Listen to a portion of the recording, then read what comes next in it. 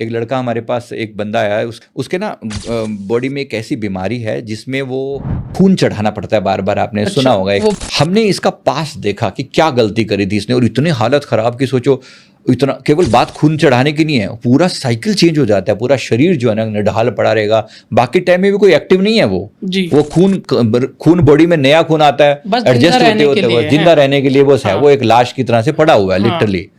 अब इसका हमने पास देखा, अभी ऐसा क्या कर्म करी बैठा था, तो ये समझ में आया कि ये व्यक्ति ने एक अपने पिछले जीवन में अपने पिता की हत्या की थी, एंड ही डिड।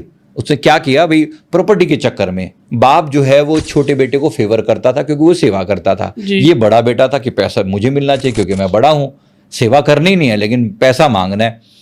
अब जब कुछ और समझ में नहीं आया इसको, तो इसने पिता की हत्या का फैसला किया कि कर लूंगा और अपने नाम नूम लिख लूंगा, जो भी कर कर आके, जैसे झूठ पखंड करके। तो रात को इसने पीछे से, पिता रात के समय खेत से आ रहा है तो पीछे गंडासे से पीछे हमला किया और उनकी गर्दन को मतलब आधा काटर मारा जोर से, पिता गिर गए, सारी रात तड़पते रहे, खून निकलता रहा, तड़पते रहे, सुबह जाकर उनकी डेथ हुई। तो जो तकलीफ, जो दर्द उन्होंने सहा, ये पूरी जिंदगी झेल रहा है।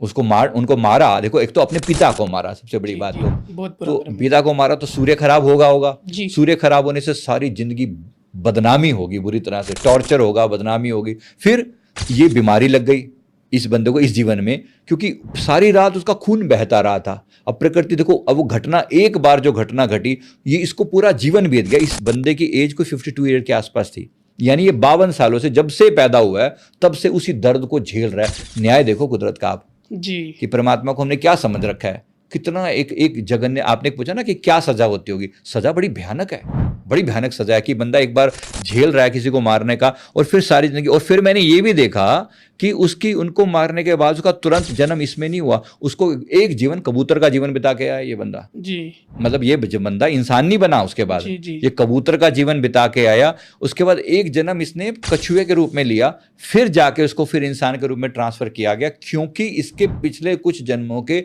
कुछ पुण्य कर्म भी थे जी। उन पुण्य कर्मों के कारण इसे इंसान का जन्म मिल गया। हाँ, तो प्रकृति का देखो न्याय कितना अजीब सा होता है ना जी। बात आसान नहीं है, है ना।